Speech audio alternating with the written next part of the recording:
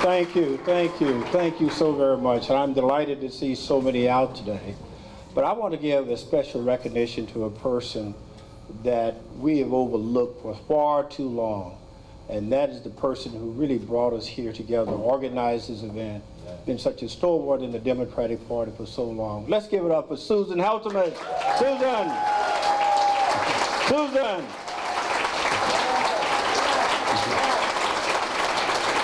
Susan!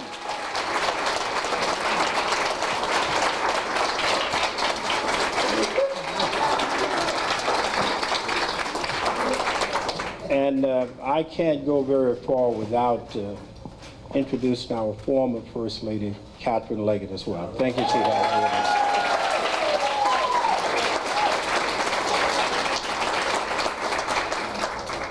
We are fortunate in the state of Maryland as Democrats. In the last election, we had a host of outstanding candidates, many of them right here from Montgomery County. We did not suffer from quality or quantity. And when you win in a quantity qualified race, and I say use the word win, it is quite an accomplishment. Against statewide elected officials, against national officials, cabinet members, business people, to emerge from that is an awesome task. And I say that our nominee won the race. That quality field did not give this race to him. They did not make major mistakes or stumble. They all ran excellent races. You know, it's like going to the Super Bowl. You see the two best teams playing. At the end of the game, you could say the best team won. Now, there are a couple of things that I have in my mind that are common to me and our nominee. First of all, we are fraternity brothers. So anybody who's not an Alpha, I'm sorry. We're a fraternity. We are also former White House fellows. That's one of the most distinct honors that you could achieve anywhere in this entire country. Oftentimes say White House fellows, not White House interns. The difference is Monica Lindsay was a White House intern. Colin Powell, Doris Kearns Goodwin was White House fellow, and so was our nominee. And important to me also is the military experience. We're both captains in the military and served time of war. When you serve in war, this is the type of service that provides excellent leadership. Dr. King once stated that you test the character of a person not in terms of convenience and comfort, but under challenging, difficult circumstances and conditions.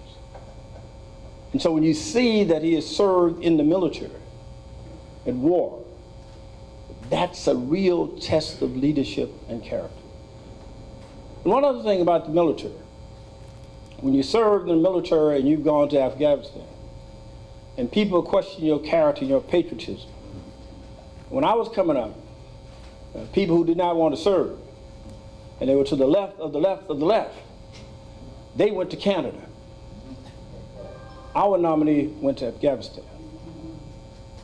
That's military service. And the final thing we have in common, and someone, Brenda, talked about it. When I was running, you may recall, I used the term that I would have a county where we would serve everyone. That we will have all the people at the table, that we will continue to serve our entire county. You would have a seat at the table. And finally, a very wise person stopped me at one of these types of events like this and said, Mr. Leggett, you've been going around a county, run for county executive, that you're going to have everyone at the table and a voice in the decision that you make. He said to me, how could you do that without pushing aside those who are already rightful at the table? My answer was, we would simply build a larger table.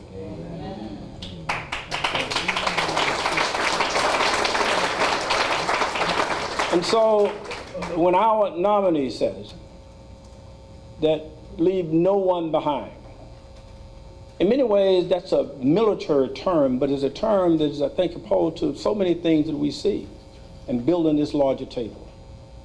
Because it recognizes that we have a lot of great talent throughout the state of Maryland. It recognizes that we need to bring all segments of this great state together. Whether you live on the sweeping islands in southern Maryland, the swamps and other areas of the county down there, the challenges we have on the eastern shore, the mountains of western Maryland, or the urban cores in the center of the state. All of those are included when we say, leave no one behind. That's a term that we can get behind. And we're going to get behind him because this part of the state, Montgomery County, is crucial. We do not want just to win. We do not want to see people voting out of default, because that's not necessary. We have the best candidate with the best ideas and prepared to lead us now. We are voting for Wes Moore, not necessarily against the other party.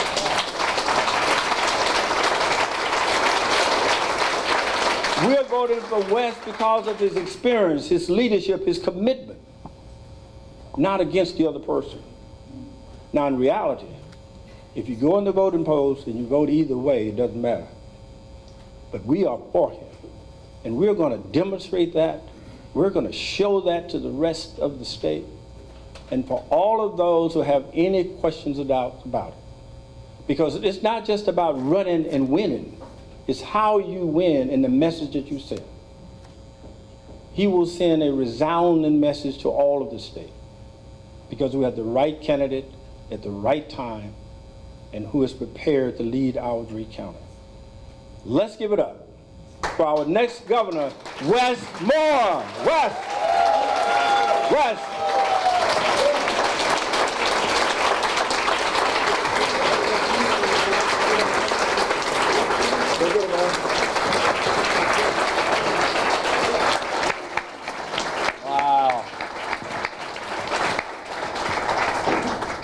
Unbelievable. Good morning, everybody. Good morning. Good morning. I cannot tell you, County Executive, before you sit down, I just want to, with you up here, I just want to say from the bottom of my heart and from the bottom of all of our hearts, God bless you and thank you. You have, I remember I just came back from Afghanistan, and I was I was a White House fellow, and I was with my class of 13 White House fellows. And I was actually working at the State Department and working under, at that time, the Secretary of State. And one of the people that we got introduced to, because you get a chance to get introduced to government officials, cabinet officials, local leaders, etc.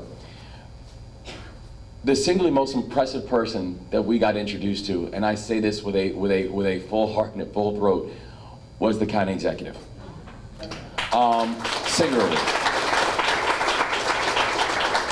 A person who doesn't just exude what it means to be a public servant, but a person who has markedly made all of our lives better because you believed in every single one of us. You have no idea how much this introduction means and how much your friendship means. God bless you and thank you so much for all you do. Thank you. Thank you.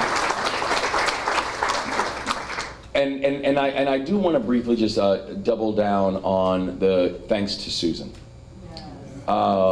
Because Susan, I have to tell you, not only have you just become such an important member of our community, you're an important member of our family. And I remember, Susan, when you so early, you said, listen, I'm gonna work, I'm gonna door knock, I'm gonna get people involved. You started supporting our campaign when I had no data to show you that you should. I mean, I think I was polling behind I'm not voting at that point when you said that you campaigned. And I can't tell you enough how much your love and friendship means, how proud I am to stand with you, and how grateful we are for everything you do for all of us. So thank you and God bless you. Thank you. And I love looking at this room because we were talking about, I mean, this room right here, this is not just Montgomery County, this is Maryland. This is what leadership looks like. People who are devoting their lives and devoting their time to make sure that our society can and should be better. Our elected officials who, you know, I have to tell you, especially now, kind of going through the process, God bless you all, because I know what you all are going through right now. And also, I would be remiss if I didn't say a special acknowledgement to Jared. I know this week has been hard. I know it's been difficult. But just know that you have prayer angels surrounding you all the time. And it is so good to see you, and God bless you and your family right now.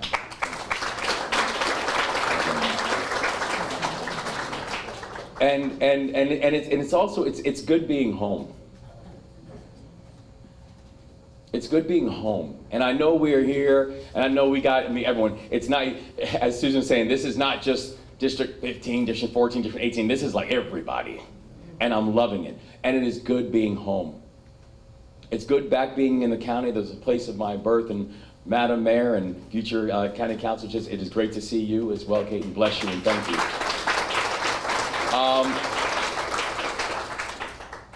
This county is where I was born. Down in Tacoma Park, where my mom and my dad and my mom, who was an immigrant to this country, an immigrant from Jamaica, a Yardi. A Yardi. And my father, who was a journalist, worked for radio and television, and who were growing this young family. And I always proudly say that this is the county where I was born, and I'm very proud of the fact that I'm a third-generation Marylander. Very proud of the fact that this is the state where I've had some of my most amazing and some of my most traumatic memories. That this is the state where I came of age, this is the state where I fell in love, this is the state where my wife and I are raising our 2 kids. And the reason that we're in this race right now is because this is a remarkable county and a remarkable state. That this is, and we can be proud of the fact that this is literally a state of some of the fastest growing technology companies in the world here in the state of Maryland. And we should be proud of that. Cybertech, biotech, agritech. And it should also keep us all up at night, the fact that we still have children who, despite that, do not have access to broadband and Wi-Fi. That we should be proud of the fact that this is a place of some of the most, remarkable medical institutions on the globe. Here in the state of Maryland, people travel from around the globe to get treated in the state of Maryland. And at the same time, people who live down the street from those institutions cannot afford basic care.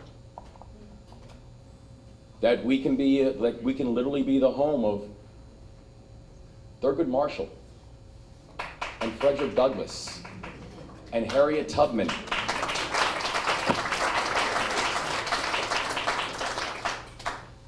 And we incarcerate more young black boys between the ages of 18 and 25 than anywhere else in this country. Number 2 is Mississippi. That's Maryland. We have to know that in this moment we have a chance to be bold. We have a chance to be thoughtful. We have a chance to build. We have a chance to compete. We have a chance to win. I always tell people, I am very competitive by nature. And all the folks in Virginia and Delaware and Pennsylvania and Arizona, they will learn that very, very quickly. Maryland will compete. Maryland will win. But we're going to do it in a way that everyone can cheer, not just some. That we're going to do it in a way where we will leave no one behind. And the county executive is right. I mean, I first heard and learned that mantra when I first joined the military when I was 17 years old. I wasn't even old enough to sign the paperwork when I first joined the military. My mother had to sign the paperwork for me. But after my teenage years, she would sign whatever paperwork that the military put in front of her. And, but they did. They taught us that in our first days of military service. It was a mantra they told us we had to live by. Leave no one behind. Ever. You get one of my people, I will send a battalion to go get them if I have to. Leave no one behind. Well, that is not just a mantra, it is a value statement. And it's not just a value statement. Come January, it will be the new mission of the state of Maryland. The state of Maryland will be a place to be Maryland.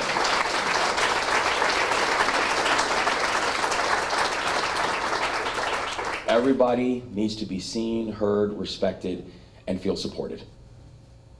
And feel like they have a state government that can see them and hear them.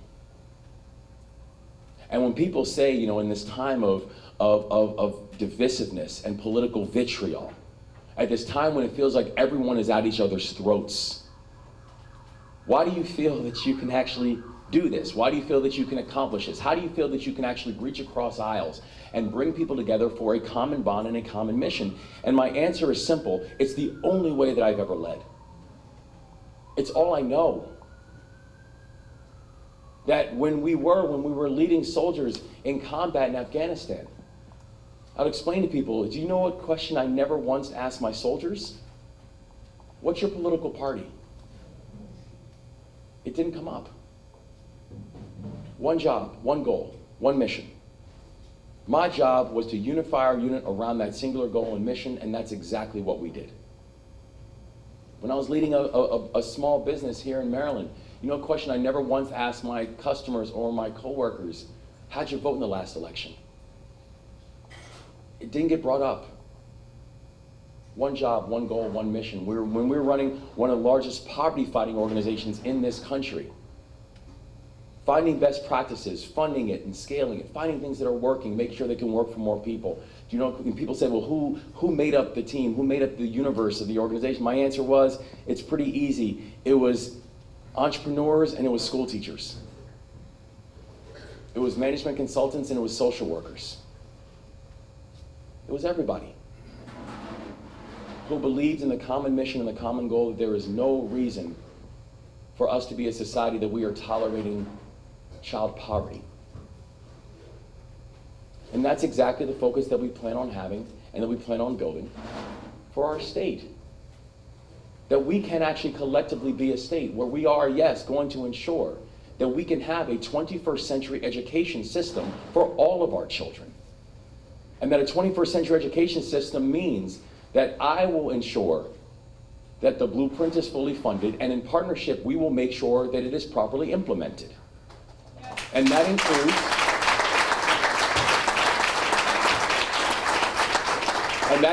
ensuring that we are going to have free pre-K for every single child in need in the state of Maryland.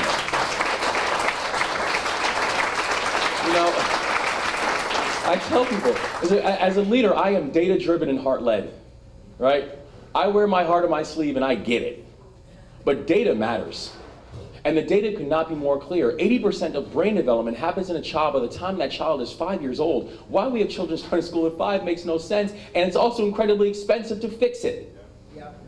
We are going to get that done in the state of Maryland. That we are going to be a state that will do historic investments in apprenticeship programs and trade programs. So as young people, you know, in my opinion, we swung this pendulum far too swift in one direction when we started doing things like evaluating high school based on four-year college acceptance rates. That's not the benchmark for every student. And so the child wants to go on to become an iron worker or a pipe fitter or a carpenter or work in HVAC or a beautician or an entrepreneur. We need to create pathways for their long-term economic success as well.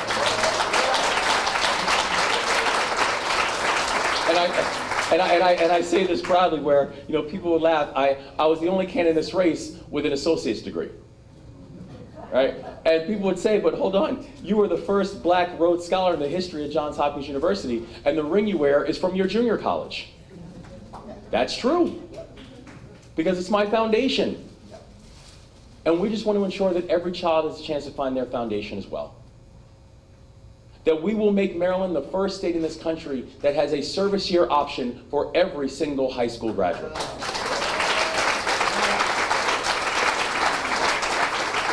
Every high school graduate will have a chance to have a paid year of service to the state of Maryland, and they can choose however they want to do it. They can work on the environment and help to address rising seawalls, to build seawalls, to address rising sea levels, because the fact is the state of Maryland has paid it's cost the state of Maryland over $10 billion over the past decade dealing with the issue of climate change. Because we do not have resilient infrastructure, that we are literally watching 100-year storms that are happening every 5 years now. Or whether it's dealing with the issue of extreme heat, that we have extreme heat pockets here in the state of Maryland, and that's because we do not have tree canopy. Or whether young people want to get involved in housing, or whether they want to get involved in education, it is going to be their choice. It is good seeing you. It is going to be their choice. It's going to be their choice. That's right. That's right. That's right. And I can't wait to work with you to build this out. But we're going to do it for 3 reasons. One is I'm a big believer in experiential learning. Give young people a pathway to see what they want to do, and then give them a chance to do it. The second reason, it'll help address the college affordability crisis. And the third reason, it's because service is sticky. Those who serve together generally stay together, and in this time of political divisiveness and political vitriol, it is service that will help to save us, and Maryland will lead the way.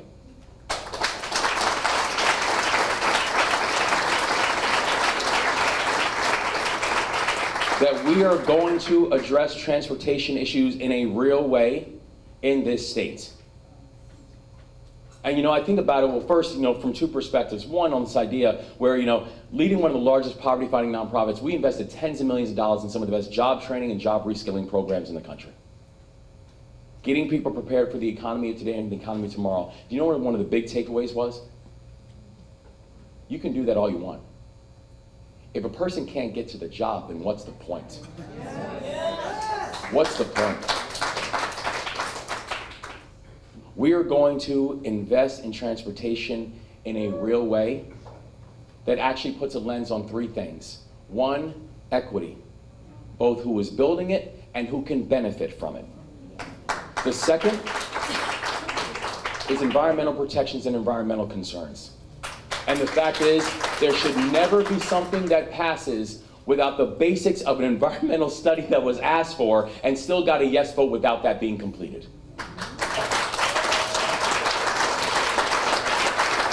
And the third thing, community involvement, engagement, and that includes of local leadership and local leaders. Nothing about us without us. And so we are going to, yes, over this next decade, when people say we have to deal with the issue of congestion, I absolutely agree. We have to deal with the issue of congestion.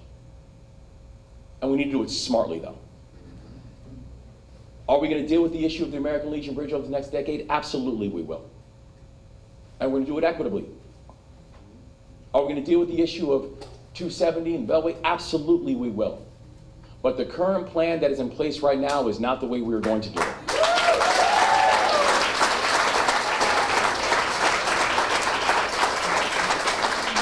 Not the way we're going to do it.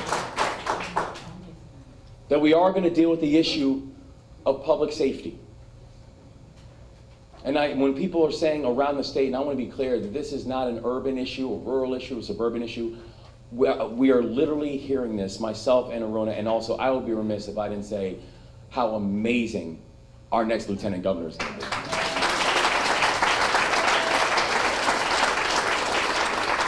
Where I say she's, with your help and your support, my dear friend Aruna Miller is not just going to be the next lieutenant governor for the state of Maryland. She will be the most consequential lieutenant governor in this country, and you can mark my words. But when we hear about the issue of public safety all around the state of Maryland, it is real. And our commitment is this, is that when we talk about policing force, we need a policing force that moves with appropriate intensity and absolute integrity and full accountability. But we also know that there is no child in our state that should grow up in fear of their own neighborhood. And that everyone should feel safe in their own communities, in their own homes, and in their own skin. And that means we are going to get these illegal guns off of our streets and stop this flood that keeps on coming into our neighborhoods. That we are going to make sure we are getting the violent and repeat violent offenders off of our streets, and we need to, and our children deserve that. And that full measures of accountability, like the remarkable work that the delegation did around the policing reform bill, that it needs to be properly funded and implemented. And I can tell you, and I'm looking at Jared and our remarkable legislators as well. For so long, you all have had to put together really important bills, and you haven't had to think about things like, do I have enough votes for passage? You've had to think about things like, do I have enough votes for a veto override? I want to be very clear. Come January, those days are long gone.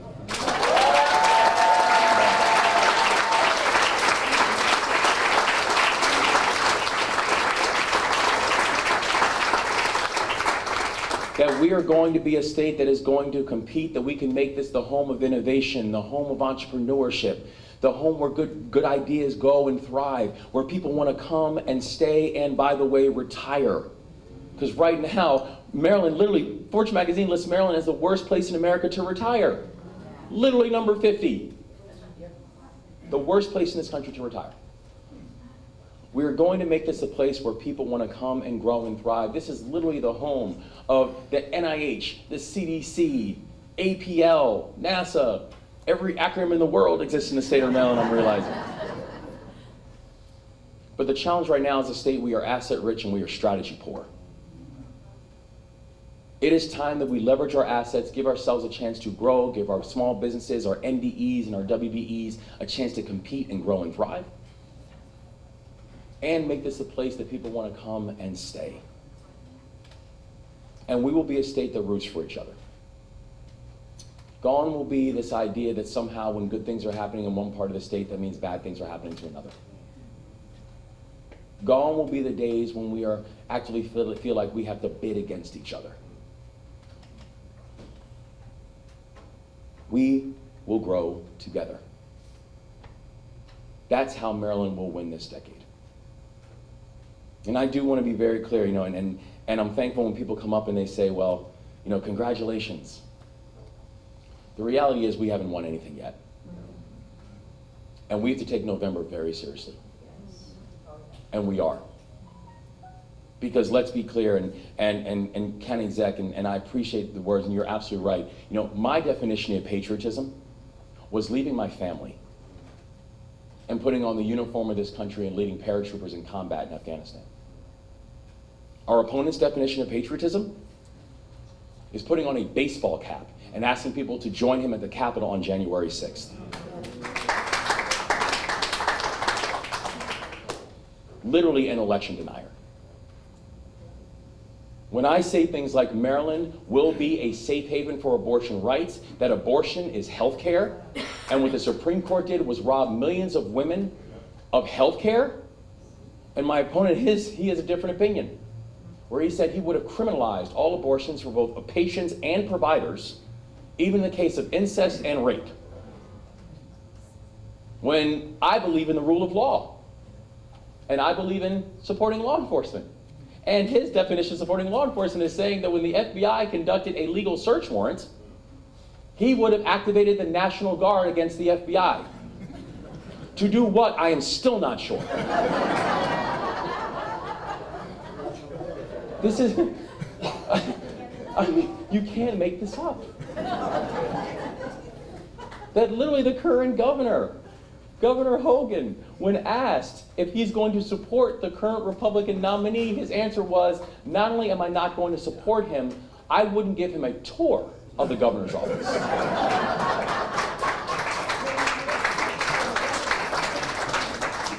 What we have in November, this is not an opponent, this is a threat. We have to take this seriously. But we also have to remember this. We're going to win in November not because we are asking people to be afraid of something. We're going to win in November because we are asking people to believe in something. We're going to win in November because we're going to ask people in this state to believe that democracy matters. We're going to ask people in this state to believe that voting rights matter. We're going to ask people in the state to believe that abortion rights matter. We're going to ask people in the state to believe that we can compete, that we are going to be more competitive and more equitable, but that doesn't have to be a choice. That we're going to do both. that we're going to ask people in the state to believe that we can actually address the issue of climate change in a real and a thorough way. That's something that is an existential threat that it demands and requires of our leadership. That's going to ask this state to believe in the fact that this can be Maryland's decade, that we can be bold, that we can thrive, we can grow, we can build, and we can win. We can win. And with your help, that's exactly what we're going to do. And so I am so incredibly grateful to each and every one of you for not just today, but for tomorrow, and for the next 56 days and a wake up. That we're going to wake up every single morning and make this real. You know, and it is not lost on me when people say, you know, that we've got a chance to do something special. And people will point to the fact that come January, if we're successful, they're like, you know, you'd be the first African-American governor in the history of this state. Only the third in the history of this country. Aruna would be the first immigrant elected to statewide office in the history of the state of Maryland. But I want to be very clear, Aruna and I are not running to make history. We're running because in this moment, we are going to make child poverty history.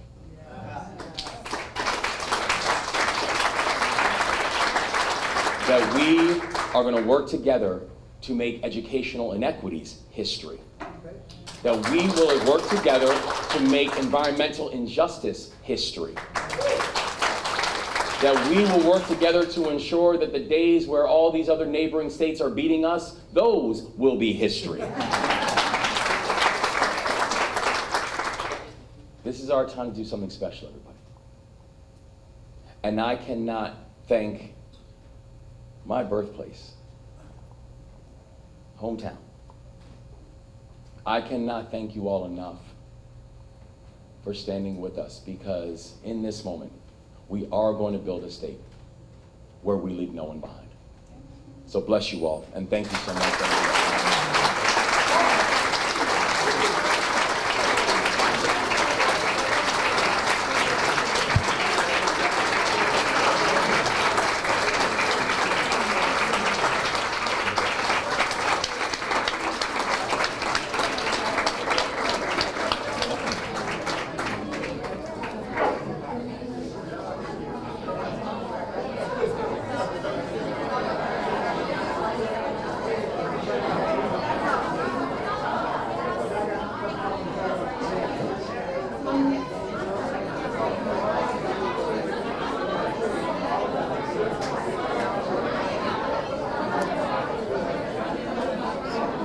Your attention for just one moment.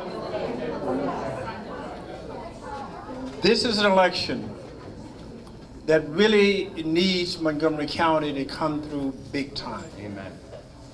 There are a motherload of votes here in Montgomery County. Please do not take anything for granted. This campaign is prepared to run not just to the finish line, but through the finish line. If you are not prepared to help us, we can't get there. I know we can win, and I know people are prepared to vote, if they vote. Yes. And so we need every vote in Montgomery County. Do not take anything for granted. Do not look at the polls and assume that what you see is reality. That's right. We need to win, and we need to win big time. So can we count on Montgomery County? Can we count on Montgomery County? All right, let's go out and get them.